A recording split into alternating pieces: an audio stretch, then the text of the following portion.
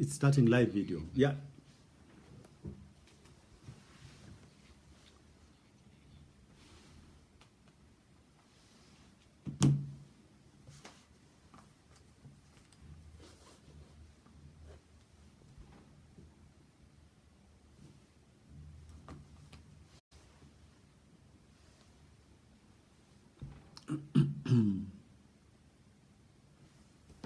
Good evening. And thank you very much for joining me this evening. But if you don't mind, those who've already joined, I see Adela or Sai Tsingo. Let's just wait, give it a couple of minutes whilst other people are joining, then we'll get started.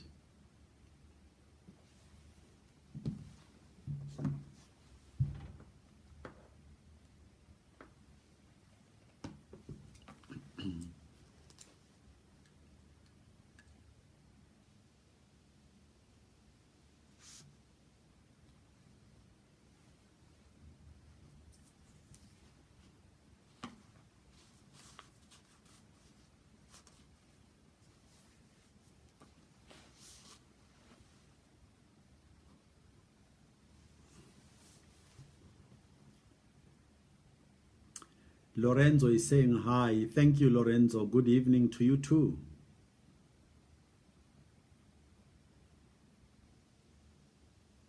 Sai, are you implying we should start anyway and the people will join? You say time. I agree with you. Yeah, but so maybe let's start and the other people will join. The only problem from experience, I know that those who come later will continue to ask questions that have been dealt with already. That's why I was inclined to say, let's give it a couple of minutes. But I am quite happy to get started.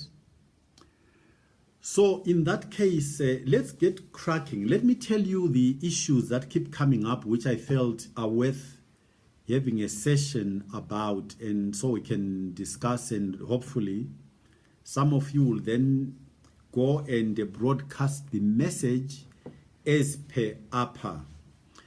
One of the issues that keeps coming up is a president who does not control parliament.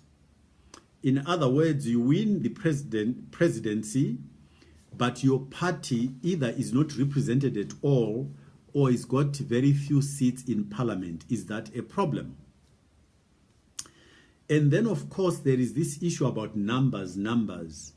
A lot of people have said Nkosana is the right person, but does he have the numbers? The numbers, I suppose, to win the election. We should deal with that. And I think we need to also touch on the issue of citizens' responsibility and approach to elections. What are elections about? What is our responsibility as citizens, and what is your responsibility as a citizen to try to educate other citizens in terms of what elections mean? Then we would like to touch on our manifesto. As you know, we called it a rehabilitation manifesto, and I think it would be good to try to explain why we took that view when other parties were selling a rosy picture of the future to the Zimbabweans. And then lastly, clearly we've left space for any other discussions or questions that you may want to ask. Let's get started then. The issue of the presidency with a minority control of parliament. My view is that if Zimbabweans had been smart from 1980, when we got independence, we actually should have tried to contrive to have the party winning the presidency not to control parliament. So that we would have a natural tension that would develop so that the president would not run away through a parliament which, if they control and is from their party, does not hold them accountable. I think we need to be realistic. I know that a lot of people don't think of it this way. Let me use other people. I'm not a politician, so I'm going to be totally politically incorrect. If you look at the number of times that the South African parliament failed to pass a vote of no confidence on President Zuma when the nation, I think, was quite clear that he was doing the wrong thing, you will begin to appreciate that it is almost impossible. I don't say totally impossible, but almost impossible for members of parliament who belong to the president's party to hold the president accountable for his or her deeds. And therefore, in my opinion, if Zimbabweans really want Zimbabwe to progress and not be hijacked by any party at all, we need to try and vote for the presidency as a totally separate exercise, and for parliament as yet another exercise where we vote for individuals, not for parties. In that way, we are much more likely to get results which give us the right people at both levels, the correct president, and then parliament which is composed or constituted of people of the correct orientation, as opposed to voting en masse just for a party. In our own case, you will notice that parliament in Zimbabwe, in my opinion, totally failed to hold the executive to account over all these 38 years. And the only reason why November happened was not because Parliament or even ZANU itself was holding President Mugabe to account. It was because individuals within ZANU were protecting their personal interests after Mnangagwa was fired from being a VP. It had nothing to do with holding President Mugabe to account. So for me then, what am I saying about all this and all these observations?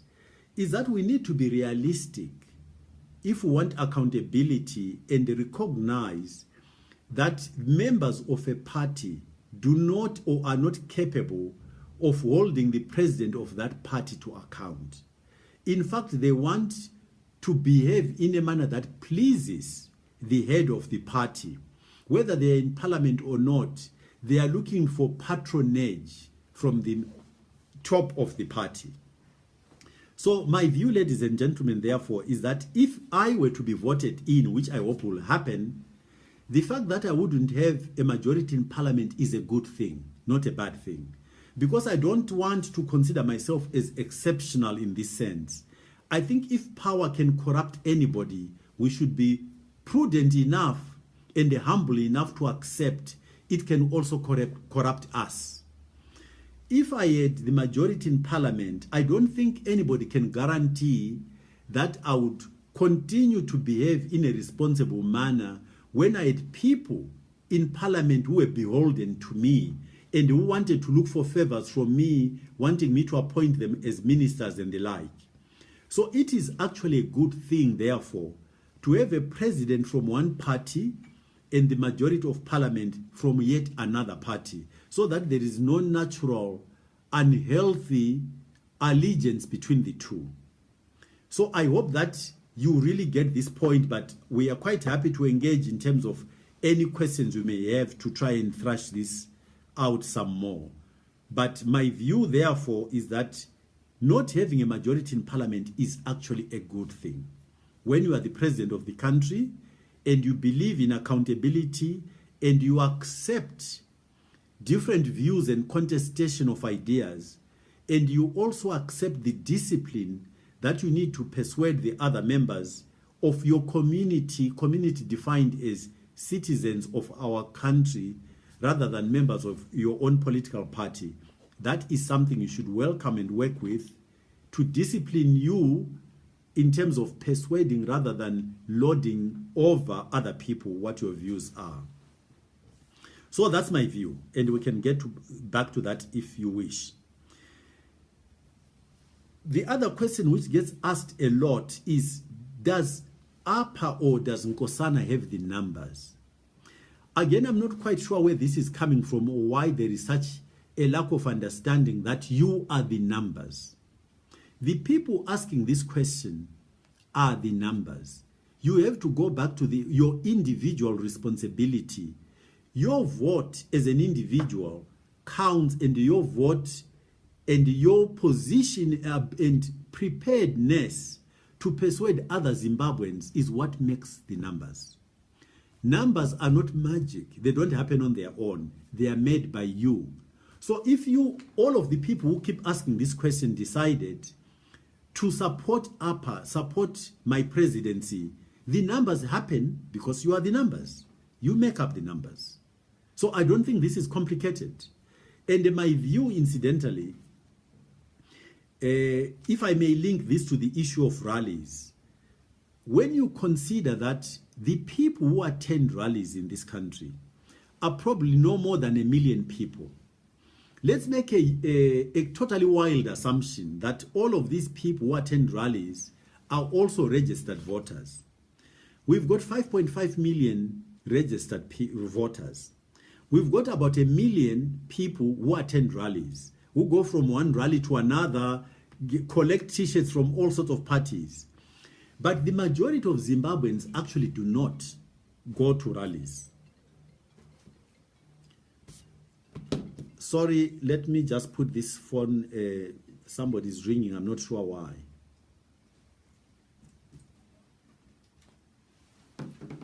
So if we look at these numbers, 1 million go to rallies and show this enthusiasm for collecting t-shirts and being bussed to different locations and so on.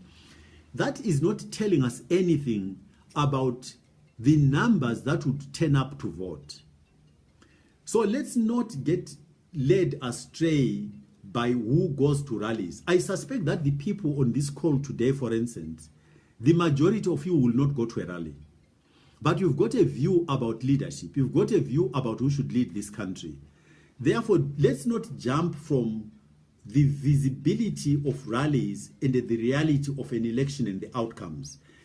In 2013, MDC, just before the election, had humongous rallies, but those did not translate into an election outcome. In fact, it's been said to me that most of the people who go to rallies are not even registered to vote. That's why I said, let's make a wild assumption and say all of them, those people who go to rallies, are also registered.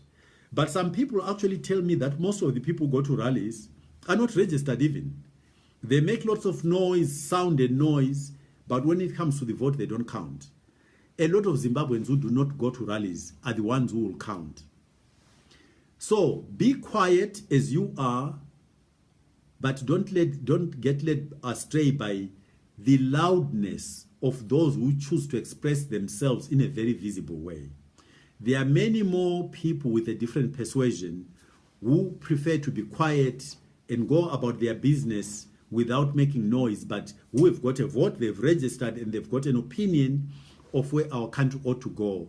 So my view is that come election date this year, a lot of people will be surprised, because I think I would repeat that a lot of Zimbabweans, no, most Zimbabweans come from families that have not been spared by what has happened in our country. And I think a lot of us will quietly make the right decision and they choose the head of government who is going to do the right thing. That is my view. And those of you who are of the same persuasion, do not look for numbers at rallies, because I do not think that's where it counts. So that's the issue of visible mobilization, if you want to call it that, and people go quietly around their business, but who are going to turn up and vote and make up their minds on that day who should really run this country to get it out of the mess in which it is. Then the issue of rehabilitate. I need to be open with you and tell you that even within our team, the use of this word was debated extensively, because some people wanted a selling word, something that is more, how can I put it, more sexier, if you like, more promising more about the future. I do not want to use the issue of bullet trains, because it will be misinterpreted. But it was a similar vein where people said you need to excite people about some prospects of the future. But I think some of us felt that part of what is killing our country is an inability to introspect honestly. You know, when you are, not that I've been, but I've been told, if you are a drug addict and you want to dry out, the starting point is that you must accept, firstly, that you are addicted. And secondly, you must make the decision that you want to change your habits and your lifestyle. No outsider, no outside force can intervene unless you start by accepting both where you're starting from and where you want to go. Our view is that Zimbabwe is in exactly that situation. Unless we look at ourselves in the mirror and accept that there is a problem which we have caused ourselves, and also make a decision that we want to get out of here. We want rehabilitation. We ourselves want rehabilitation. Then Zimbabwe is not going to succeed. And unless we also are honest about attribution, in other words, the responsibility for creating the circumstance in which we are. We have all grown up being told that Zimbabwe is where it is because of sanctions. Zimbabwe is where it is because of us. Let's start with the sanctions issue. Yes, sanctions were applied to Zimbabwe. Largely, it actually targeted at individuals rather than the nation. But then we also know that sanctions got targeted at entities that were perceived to be associated with the regime. So it was more than just targeting individuals. Take a step back. When you're interacting with the world, if you are a head of state, you are like an army general. You are responsible for assessing whether you should lead your army into war or not. You are also responsible, therefore, for assessing what the prospects of your winning are, which means you need to do a SWOT analysis, strengths and weaknesses of both yourself and your army and your opponent and their army, in order to then decide the approach in which you're going to engage with the enemy, whether in fact to go to war at all or not. The minute you decide to go to war as the head of your army and your country, you are responsible for both defeat and success. If you are defeated, it means you were very poor at assessing your prospects of winning. You led your army into war when you shouldn't have, because you should have seen that you didn't have the numbers, the armaments, the strength to defeat the other side. So why did you lead your army into war? You are responsible. You can't turn around and say, oh, the other side should not have shot at us. You decided to go to war. So the other side was going to shoot at you. So that's my starting point about the issue of sanctions. Sanctions were applied because the other side were protecting their interests, not our interests. We were responsible, yes, for protecting our interests, but also the strategy of how to apply the protection of our interests. I hope this is clear to us all. That's point number one. Point number two.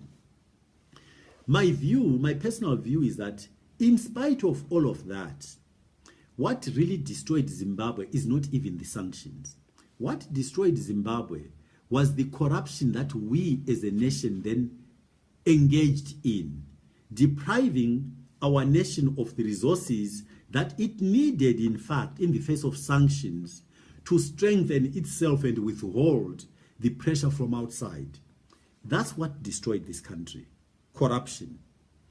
The second issue that destroyed this corruption is that instead of deploying people with the skills that were necessary under those circumstances to withstand this assault from outside, we chose, for reasons that completely baffle me, to deploy our weakest people in positions of responsibility and hence weakening our own performance. It's like we went out and said, we are going to go to a competition. where everybody we're going to meet are going to be having a go at us in order to beat us because they want to win. They don't want us to win.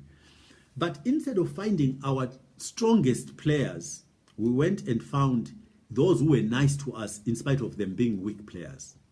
I mean, when you do that, the issue of nepotism, cronyism, and patronage, you are setting yourselves to be defeated by the other side.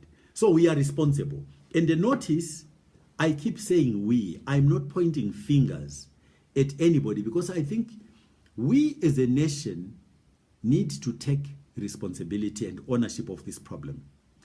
If we keep pointing fingers even internally, whoever wins this election will not be able to deliver.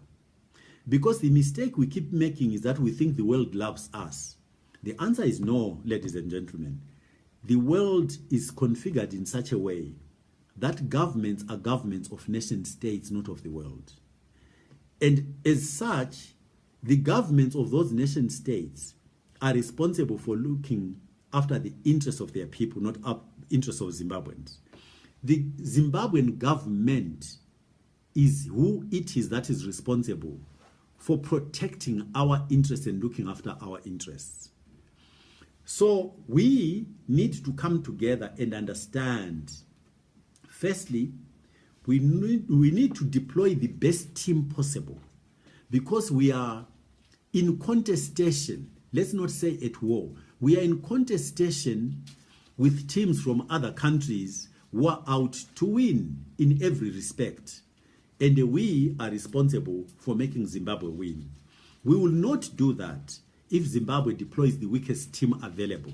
We can only win if we deploy our best people. Where does this lead us to?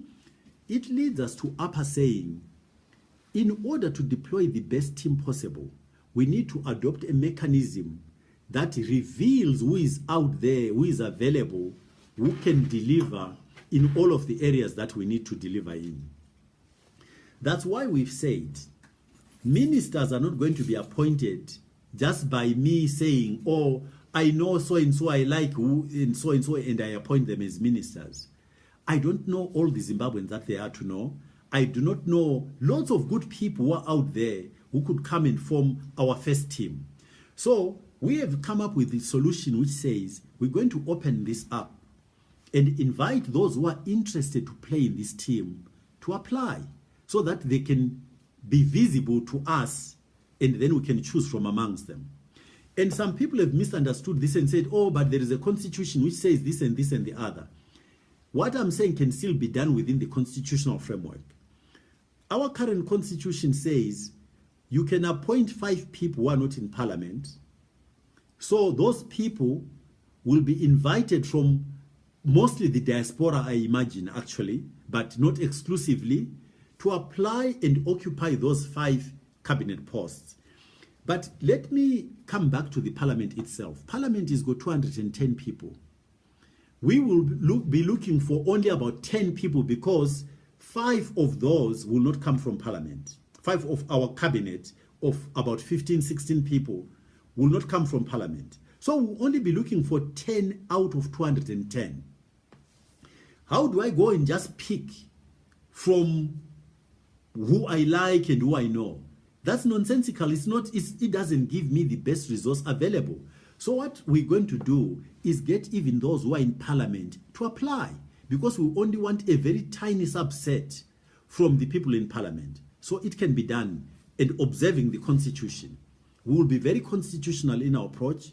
We will not break any constitutional provisions, but we will create a mechanism that gives us access to the best talents this country's got to offer. So that's what I would like to talk about in terms of, let me maybe just a little bit more on rehabilitation. Rehabilitation also as a word is got the merit of covering both the physical and the non-physical elements about our country. The physical are very easy to understand. Our infrastructure requires rehabilitation. Our economy requires rehabilitation. Whether we look at schools, hospitals, all of these things, ICT, rehabilitation and modernization. What is not clear to most Zimbabweans is that there is another element about us as a country and as a people that has suffered in these 38 years. That's our essence of Ubuntu, if you like. So let me give examples. Wherever we've traveled campaigning, we found young men, because of unemployment, sitting in clusters, playing board games, and in every single instance, they've been high on substance abuse, either alcohol or drugs. That's our reality. The other side is that our young women in this country have resorted to prostitution. And I do not want us to get carried away about being judgmental on this issue. I want us to just understand causality. We started off with an economic problem, and the individuals and families have struggled to try and put food on the table. And so they've used whatever method. Those who could leave the country have left the country. Those who couldn't leave the country have resorted to what they can, either selling airtime or, unfortunately, like I said, prostitution. This is a big problem. And we need to engage our society in terms of because that's why the word rehabilitation is so apt.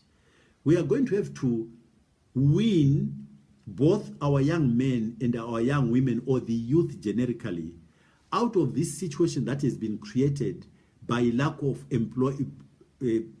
employment. So it's a rehabilitation indeed, not just physical, but our spirituality, our entity, Wunu Wedu, needs to be rehabilitated.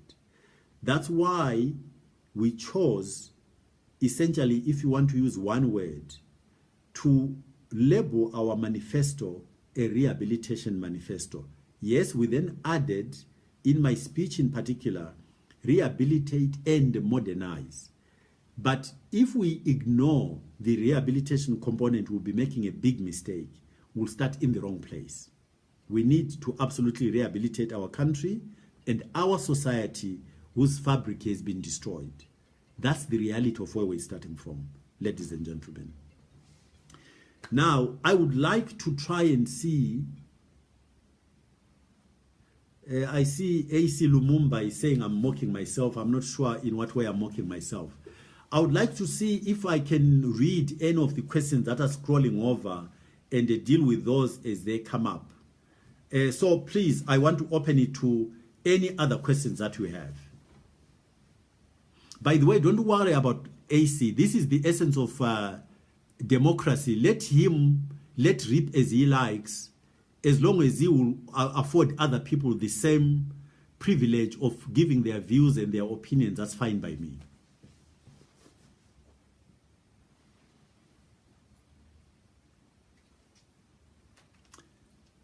Somebody is asking whether this is a rally. I'm not sure why what that question means. Do you care to clarify? And then I'll answer you.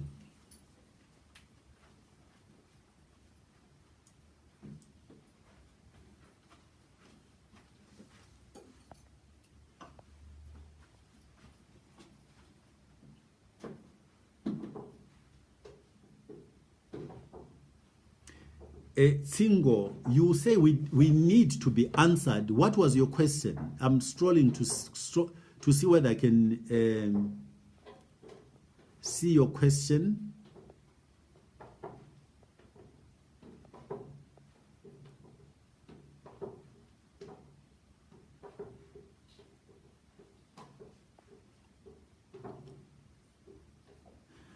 Lakson Lucky is claiming that I made a mistake in forming a party, that I should have, I think he's implying I should have joined another party instead. Our view as APA is that our position is sufficiently different for it to be offered to the population undiluted by any, because I think the opportunity for Zimbabweans to choose is there. If you don't like what we are saying, it's okay. That's what democracy is about. Choose somebody else who is saying the right things. Here is the contradiction which I see about what people are saying. Most people, again, I won't say everybody because that would be a huge generalization. Most people have said the APA manifesto is the best that has been presented to date. A lot of people also say that I, as Nkosana Moyo, actually are the best candidate on offer. Then they go on to say, but you don't have the numbers. I do not know how to put these things together. For me, what democracy is about, if I'm the best candidate available and our constitution, our manifesto proves that our thinking is the correct thinking, why are you not, you are the numbers, why are you not choosing APA in our manifesto? So I do not understand the question, to be honest with you. So maybe somebody will enlighten me one day as to why the best candidate and the best manifesto are not the choice of the people. What are you choosing then?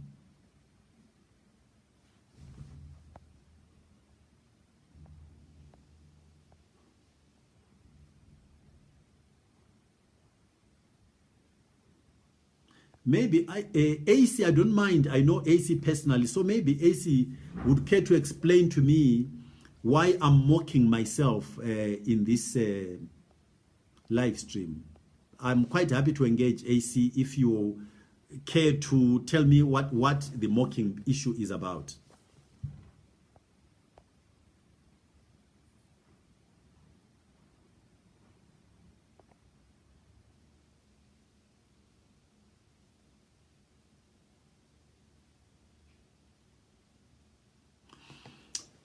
Donovan Jones, your observation is that what I'm saying is correct, but Zimbabweans lack the maturity, political maturity to grasp our message, the upper message. You know, I beg to differ. You know, I think that Zimbabweans over time have demonstrated, even the uneducated like my parents, have demonstrated their capacity to grasp the gravity of situations and act appropriately. That's why we in APA have continued to say, please give the people an opportunity to choose without fudging and forming an alliance. Zimbabweans are capable of making this choice. And these debates are fine. But let's not mistake these debates for being representative of what the majority of Zimbabweans think. I think that will only become clear on election day and the election results. Assuming, of course, it's a big assumption that there is no rigging, as has happened before. I am convinced that Zimbabweans will make the right choice when presented with one. So I am not panicked at all.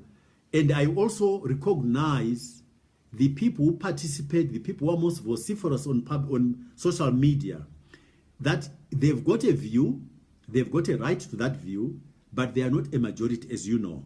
A lot of our people don't have access to media. That's why in campaigning, we go all over the country, meeting ordinary Zimbabweans and engaging with them and getting their views, which is what informed our formulation of the manifesto. It came from listening to the people through our campaigning strategy. So that's my view on that. I think Zimbabweans, the majority of Zimbabweans understand.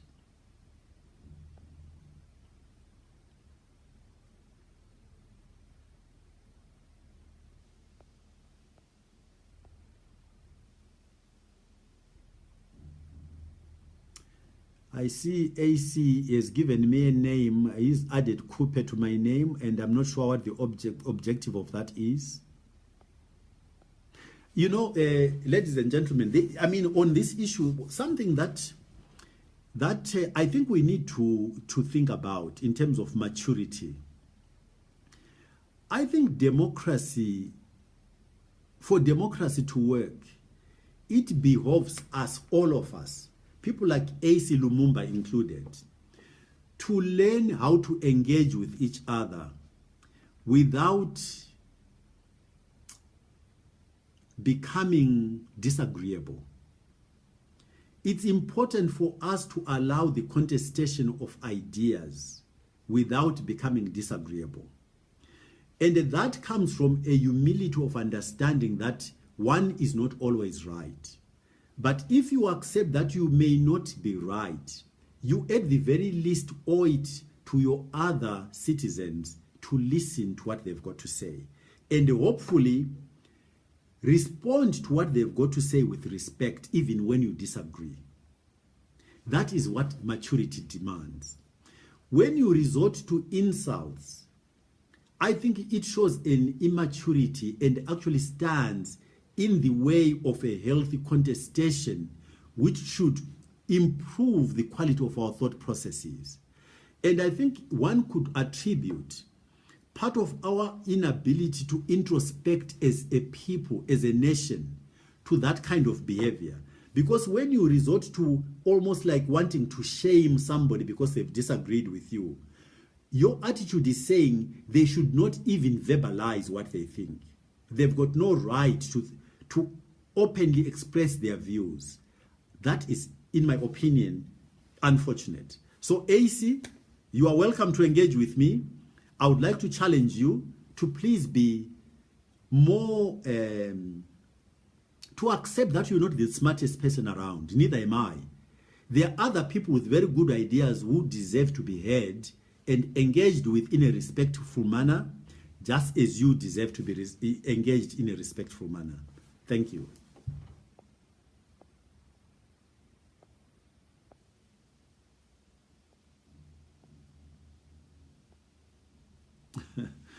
Somebody, Nicholas Wachawasari, I don't know whether this has been written correctly, says, try a churchman of God. In other words, I think, unless I'm misunderstanding him, he is in the category which says, I'm too nice to be a head of state. Another puzzling opinion here. We want our constitution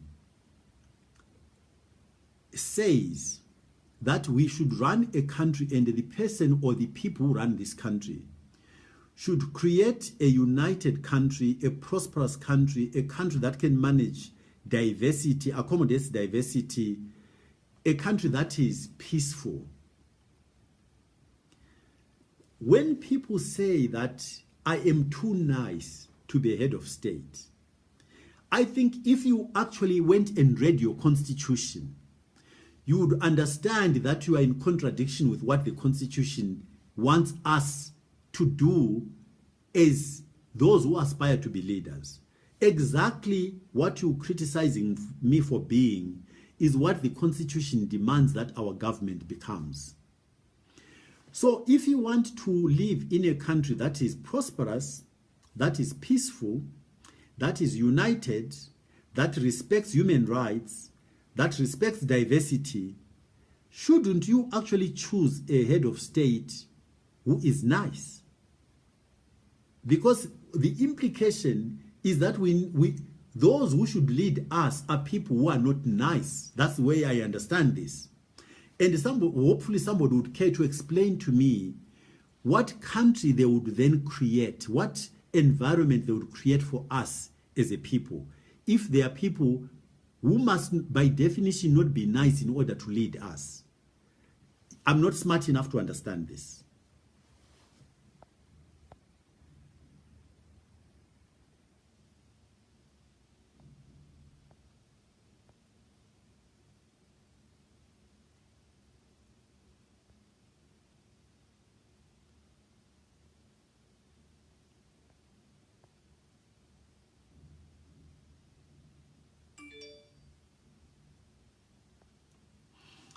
Farai Upenyu says that he is representing Zimbabweans in this statement by saying that we, as Zimbabweans, will not take a chance on July 30th, that APA and I should try our chances in 2023.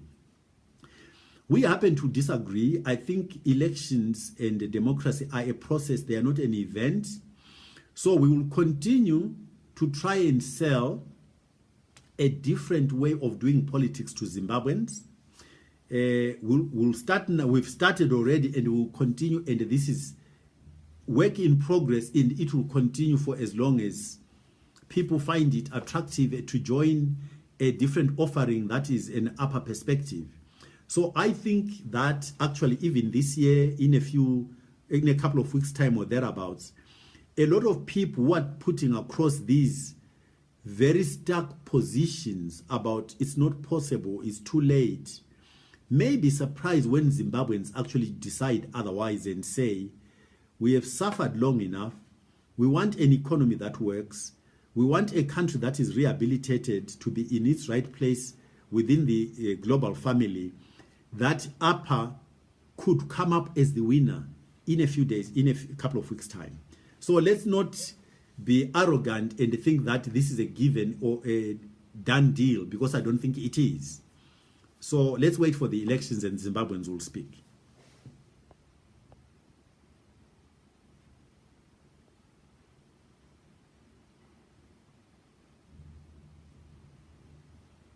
Victor says he prays that President Chamisa will give me a post in his new government. If he needs to give me a post, why don't you vote for me instead, so that I can run the government in the way that I believe, and as we've said as APA through our manifesto. If you think our manifesto is better, it's a better proposal, and you think I deserve to be in government, vote for me, vote for APA, and you'll do it in a manner that is not compromised. I think that's a much more straightforward way to proceed.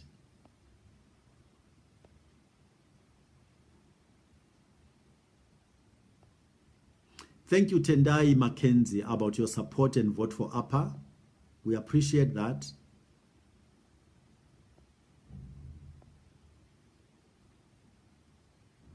Ken Chid is also acknowledging that our minds require rehabilitation. Unfortunately, I think that is true. Like I say, you know, some more examples that I can give.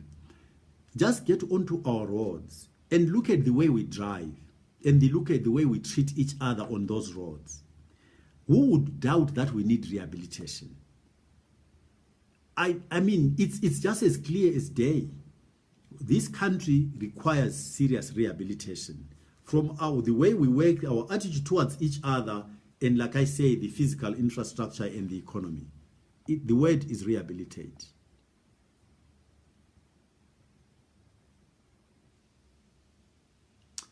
Roderick Ndiweni says, I have got good ideas, but he won't vote. Ideas won't vote for me. People are supposed, if democracy is supposed to do what I thought it was meant to do, you as a voter are supposed to choose your leader on the basis of what they propose needs to be done, and on the basis of their credibility to deliver that. In other words, their track record. So, Roderick, if you don't see that in me, in terms of track record and the manifesto, I do not know what the basis of your voting is. You would have to help me understand what guides you into who you select, if in fact it's not based on the proposal of the program and on the track record showing credibility of delivery. What else do you go on then?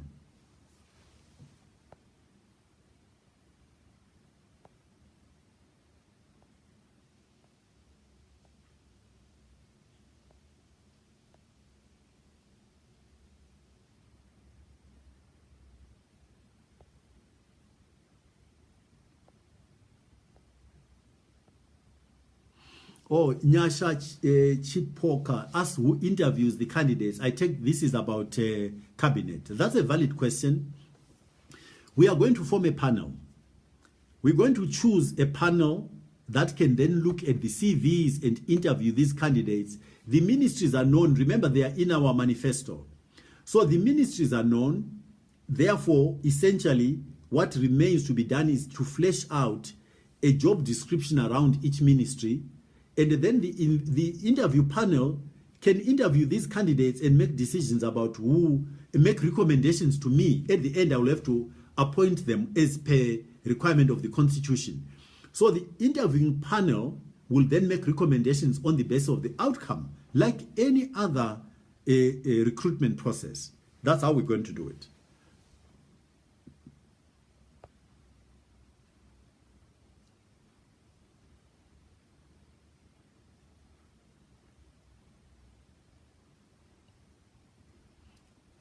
Kuzman Gutu, I think, is confirming my own puzzle about people saying, I've got good ideas, my track record speaks for itself, our manifesto as APA speaks for itself, but then they go on to say, join another party. What are we trying to do as a people, as a nation? Let's choose the best team to go and deliver that winning game.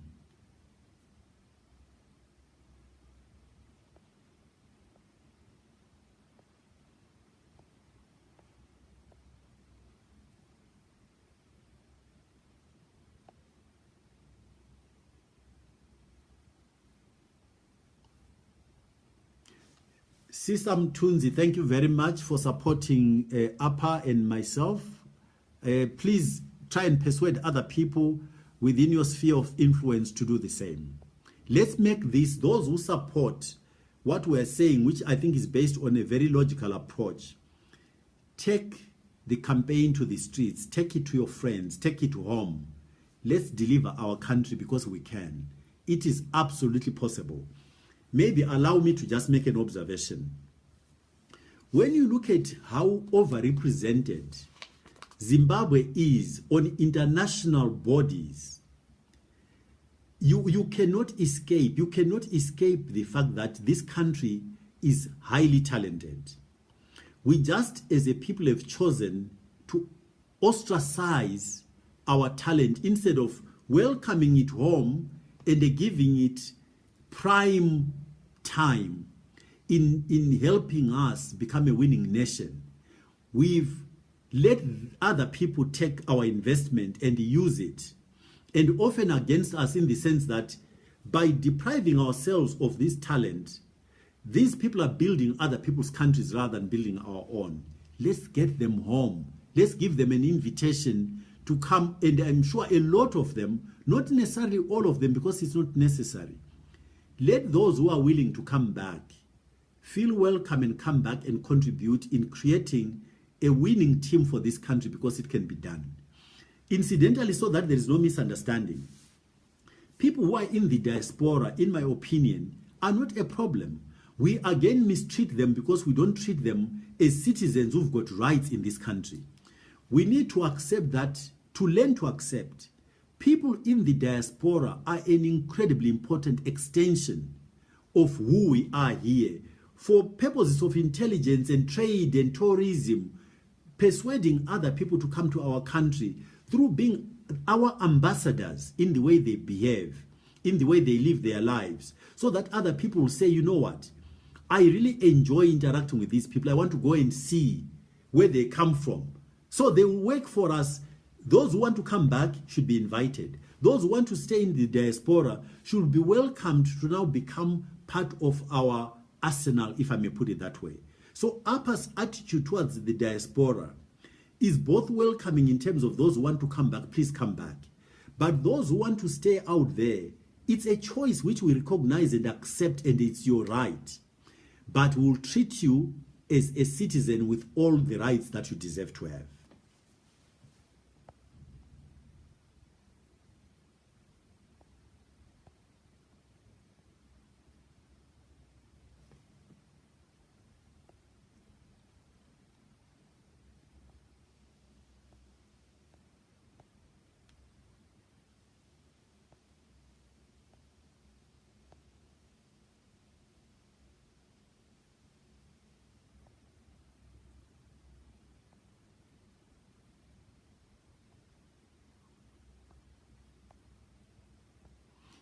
By the way, as an aside, just an observation, I've gone back to reread the Constitution. You know what amazed me?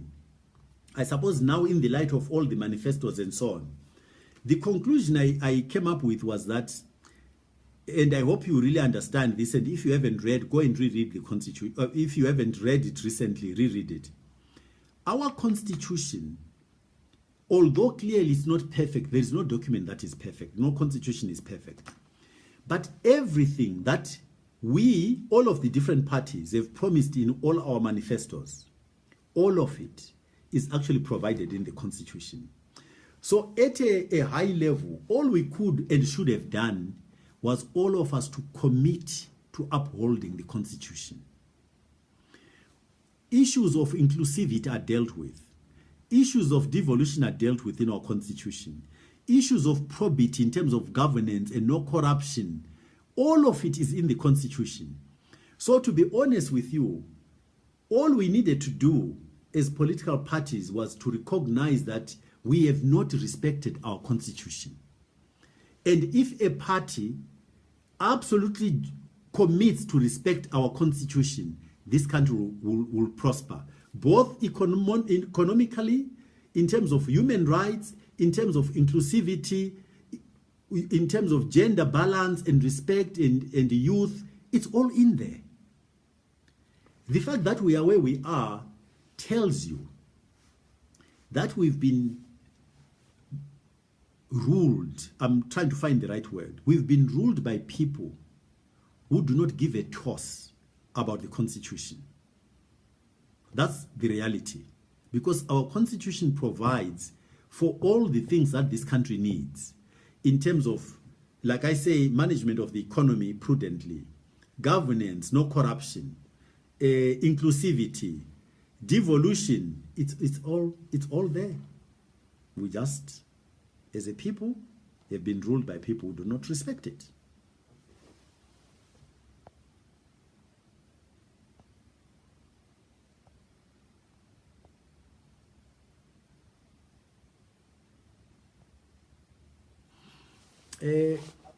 Singo asks a question I do not understand. How do you pay those who currently tilling your land? Singo, maybe you can explain that because I don't understand the question.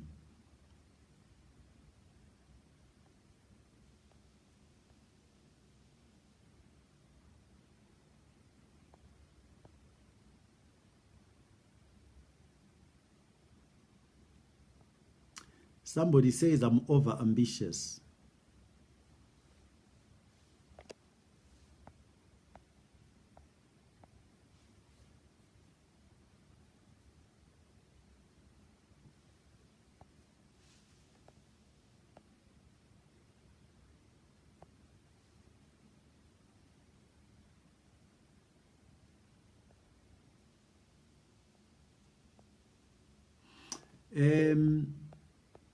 Glimpse Ndlovu, he's brought up the argument that at this point in time Zimbabweans just want to remove ZANU and that we should not aim for anything more than that. I actually think that that would be a mistake, because I think we are capable of getting both, removing ZANU and getting a good person in government to lead us to prosperity.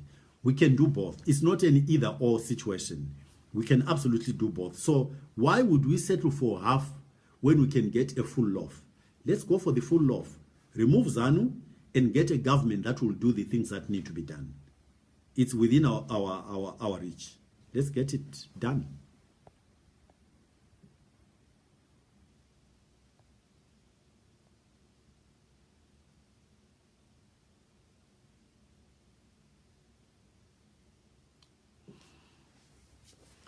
Kuda is saying that that I didn't deploy the best team. Inga, I let Albert sideline me or other very good young people.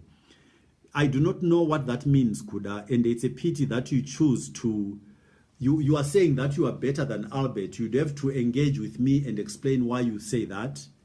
So that's an unfortunate comment. I think you put on a public platform like that, because what you are saying is, you are better than Albert. You are right to think. You've got a right to think like that, but you need to sell that idea. If it's to me as the head of the team, come and talk to me about it. Let's hear you. That's why we've got an application process for the cabinet. I do not want to be a singular judge. I want a process that's going to demonstrate that we've done the best we can in terms of the process itself to identify who the best players are. And incidentally, assembling the best team often does not necessarily mean rocket scientists. The team is going to be people who are capable of playing the game at one level. But the second key component is people who can play in a team. I hope that is self-explanatory.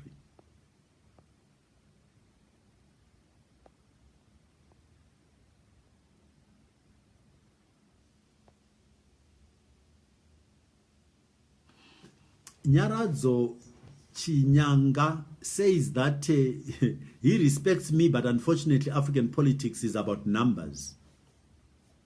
And then she goes on to say that I would contribute greatly if I was given a chance in a new dispensation. Nyaradzo, I do not accept this level of African politics, African this and African the other. When it comes to running, the things that we're looking for, and we want to compete against the world, you look at what other people have done. Look at the Japanese, look at the Chinese. They compete globally. We have to compete globally. We are not going to be excused from competing globally. So there is no category called African competition where you are protected from global competition. We have to deploy the best people, and if our behaviors are not contributing to delivering that, we have to examine our behaviors in terms of what African politics means. If African politics means choosing people who are incapable, I'm sorry, if we're going to succeed, we're going to have to change that and begin to accept that the reason we go to school, the reason we as Africans go to school and they train in all these fields and are capable of working anywhere in the world, is because we're capable, we can do it. And therefore, let's play by the rules that allow us to beat anybody globally, and we can, as we have proved. I mean, again, let me repeat. Go to South Africa today. A major part of the South African economy is held in its place by Zimbabweans. The financial services sector, middle management, up to lower sort of top level, is largely run by Zimbabweans. Go to the UK and go to the health sector. We've got a disproportionate representation of our nurses and doctors who are working in the UK. Why are they not working in our country? Why are we practicing African politics in a manner that bars them from contributing to making us a winning nation? We can do this. We absolutely can, provided we just don't continue to think there is a separate way of behaving in terms of global competition. If we do that, we're not going anywhere. And by the way, we're going to lose all our children, because our children, those who are educated, are not going to put up with it either. They're just going to take off and go somewhere else. And as a result, we'll continue to get a deterioration in terms of the gene pool, and its quality will get less and less attractive as our bright minds, our children, leave and go to greener pastures elsewhere. Let's change, let's reverse this process.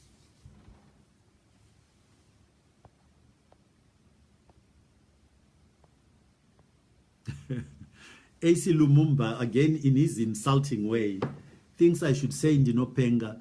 I really hope that AC, one of these days, you'll see it within yourself to be able to engage with respect and disagree by all means, but respectfully, because that's all that is necessary for us to build a successful country.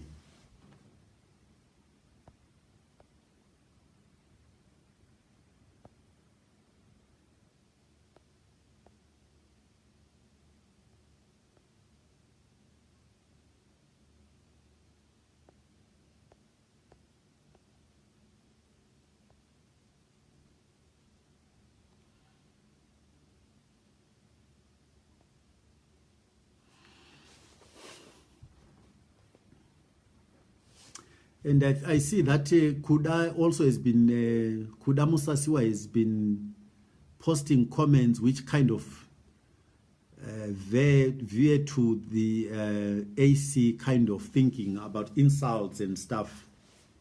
What can I say? I just hope that one of these days we can absolutely learn to debate robustly, respectfully, because I don't think it's impossible.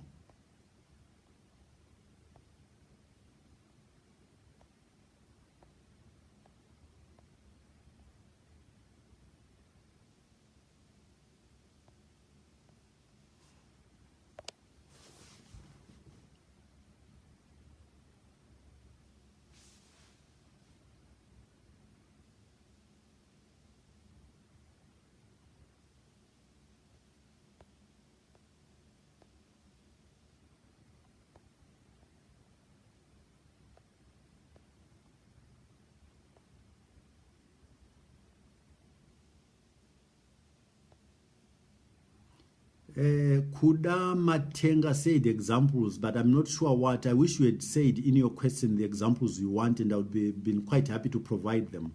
I'm just scrolling up and trying to pick up questions that they were asked whilst I was still speaking.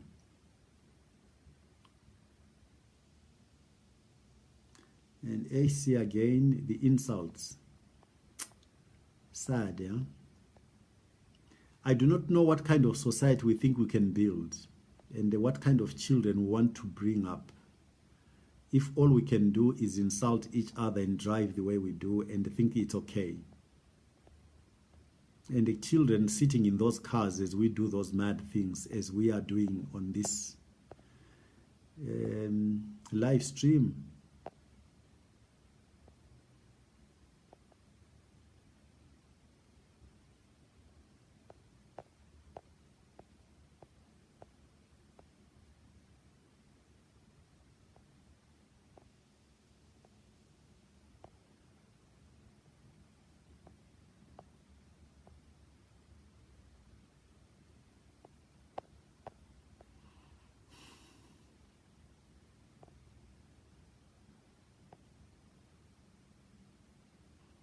Oh, Ronald Masego is asked a question about fighting unemployment.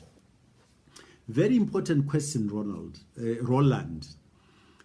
I think we need to take a step back also and be careful about a narrow definition of unemployment. Productive employment in terms of being engaged in a productive way does not mean employment is in work for somebody, but I think we need to promote entrepreneurship. As I've pointed out before, jobs are created in entities that have been started by entrepreneurs. So when you think about it, entrepreneurship actually comes before job creation. So clearly we need to create an environment and support systems for promoting entrepreneurship ahead in some respects of the creation of jobs. What is this going to look like? A lot of the times, good people have got good ideas but not the capital to support the implementation of their ideas. So funds to support entrepreneurs are going to be very important to capitalize those ideas so that the jobs can then follow. So that's how we're going to tackle unemployment at two levels. Clearly, the education which produces employable people, technically, and just in terms of being able to read and write. But critically, in my opinion, the issue of entrepreneurship is going to be critical. Secondly, I would like to point out that our view on industrialization is that we as Zimbabwe need to tap into our history of the liberation struggle, of creating the solidarity that was there with neighboring countries in order to create economies of scale in what we do. So we have to create a domestic market which is much larger than any one of our countries can provide by joining up our economies, economic integration. And the next stage, which is really important, is that we should then try to avoid doing things that compete within that domestic market unnecessarily. So in other words, if I take, let's just start from Tanzania, coming downwards, the countries below Tanzania, Mozambique, Zambia, Malawi, Zimbabwe, Angola, Botswana, South Africa, and Swaziland, Lesotho, and so on. If these countries get into an economic integration which is arranged rationally, where we can exploit value chains within that sub-region or that cluster, the countries in turn, though, need to behave almost as if they were one country, where you don't, if I've got a big Dunlop manufacturing operation in my country, I don't go and open another one to literally compete with myself internally. But what we then need to also understand, if Tanzania is going to buy Dunlop tires manufactured in Zimbabwe, Zimbabwe has to come into an arrangement with Tanzania where there is something we can buy from there. This can absolutely be done. And that's how industrialization should be approached under an APA philosophy. Economic integration and then smart creation of smart value chains within the sub-region, but with economies of scale, which makes the unit price of what we produce very competitive both domestically and internationally for trade purposes. So that's how we're going to tackle the issue of job creation, those multi-levels, but also by doing things in a manner which does not kill enterprise. The way we've managed just to take our SOEs, state-owned enterprises, by managing them badly, we've destroyed jobs. If we had put good people to make these enterprises succeed and grow, we'll have both protected the jobs that were there already and created more jobs. So that's just a smart way of creating and protecting real jobs.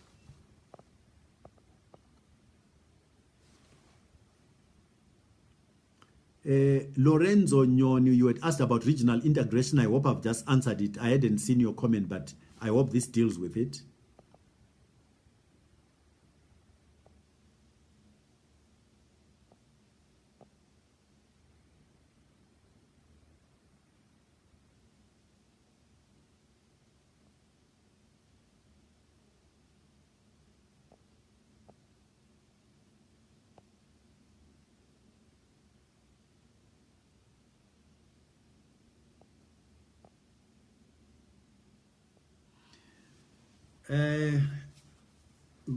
Govere asks whether I think this will be a free and fair election.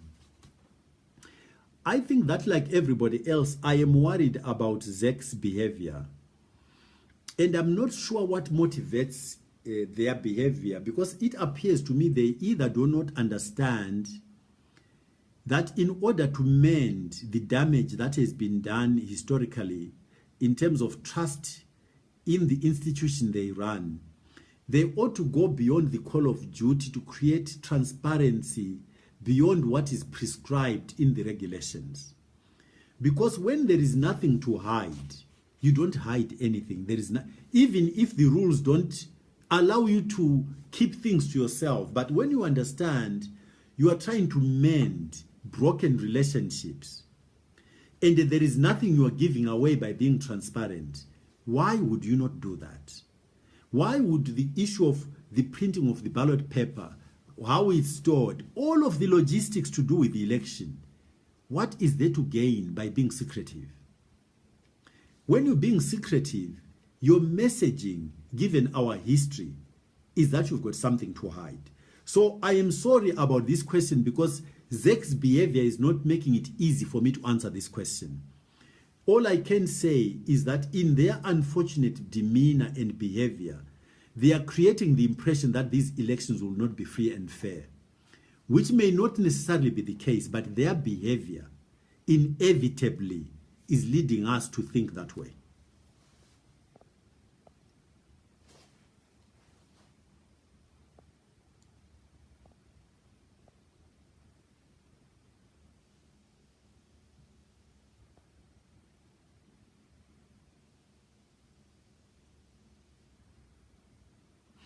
Mlungisi Dube is asking about a vote of no confidence. Mlungisi, you are right to ask the question, but I don't think that way. I am not risk averse in that way, because I don't believe that I will do anything that will lead to Parliament going that route of passing a vote of no confidence. But in the event that they did, my own view is that the people of Zimbabwe would then punish every single member who had been elected to Parliament. Because if that happens and we have to rerun the elections, I think that at that point, APA will then field 210 candidates for MP. And I think the electorate will then punish the MPs if, in fact, their behavior could be seen to be baseless. If they went and pursued a vote of no confidence on on a basis that could not be supported, I think the people of the country would punish them by making them lose the next election. So I'm not afraid.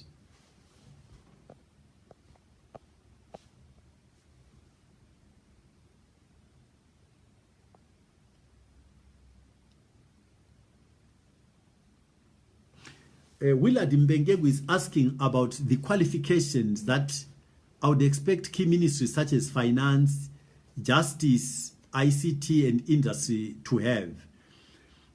Justice, I think it's going to be a question of two things. Firstly, academic training in the, as you yourself has enumerated, you've taken finance, justice, ICT. These are very technical areas. It's almost like saying, what kind of person do you get to run an airline? You take somebody who studied that sector, but also has worked in that sector. And we've got lots of people like that who have done that all over the world. So I don't think that's going to be a problem to get both experience in work in the sector as well as formal academic training in those sectors. Proven track record, in other words. I think we'll find plenty to choose from.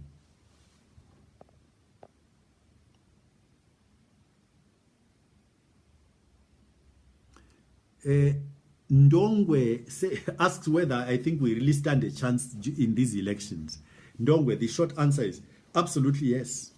There is a lot of support and there are a lot of people who are beginning to buy since the launch of our manifesto in particular. People are beginning to put the pieces together.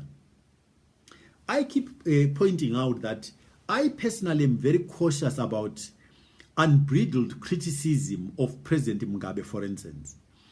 I think President Mugabe made some mistakes. I think President Mugabe also delivered in some areas. I think MDC itself has made some mistakes during the GNU in governing itself, but MDC has contributed immensely to the development of democracy in our country. So both ZANU and MDC have contributed to the evolution of our society. All we in APA are suggesting is that we are like part of a relay team. They've run their leg in both respects. We now need, as a nation, to look at how to build an economy. And in our opinion, humble opinion, it requires a different type of leadership style and skill sets. I don't see why this is a problem. ZANU has done some good things. MDC has done some good things. Now let's look for another party that takes us to the next phase of our struggle, and that's developing our economy. I don't think there's a problem once you start understanding it this way. So let's not get caught up in the criticism and accept positive contributions that have been made, but let us move on to the next phase of our struggle. And let's grow our economy by choosing the right team to do that for us.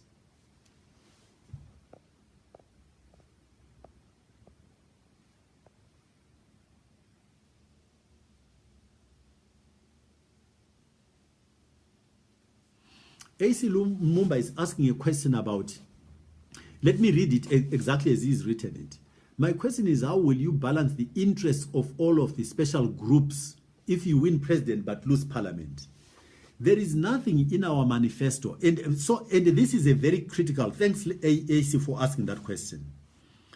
I am on record as having pointed out that the reason why Sub-Saharan Africa is struggling with development is because governments, or political parties rather, win elections and then run the country for the interest group called the party. Whereas I think that, not that I think, what is right is for a government to run the country for the citizens of the country. Once you frame it like that, AC, everybody, all of the groups are included. So all interests are citizens' interests and they must be catered for. What is killing us is interest groups that are put above citizens' interests. ZANU has run this country, as you well know, putting ZANU member interests above citizens' interests. That is wrong. If you run this country for the interest of all citizens, you automatically answer your question, AC. You run the country for everybody to feel that they are part of what's going on. So there's no problem.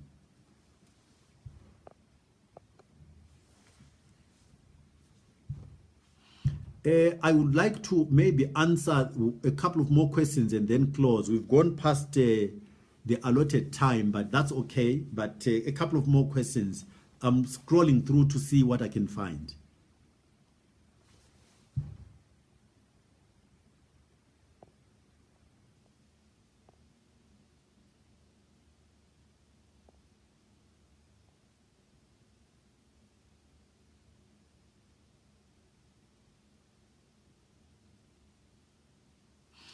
AC is asking how, he said, how will you manage ZANU PF and MDC should you win?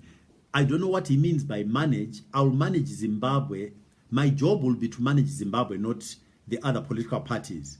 But what I have said, and I'll repeat, is that to the extent that Zimbabweans who happen to sit in MDC or ZANU apply for jobs in the administration and they are judged to be competent and have the requisite skills, they will be given jobs.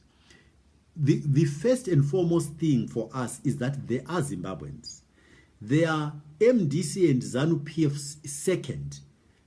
Firstly, they are Zimbabweans. They are citizens of this country. They will be given opportunities to work in this country and support their families and contribute to the progress and advance of this country like anybody else. So that's what our attitude is. Being a member of APA does not entitle you to a job you're not qualified to do. Being a member of ZANU or MDC does not exclude you from getting a job you're qualified to do. That's our view. A Zimbabwean first, and all of these other categories second. Whether it's gender, church, political party, or whatever, it's secondary to your citizenship as a Zimbabwean.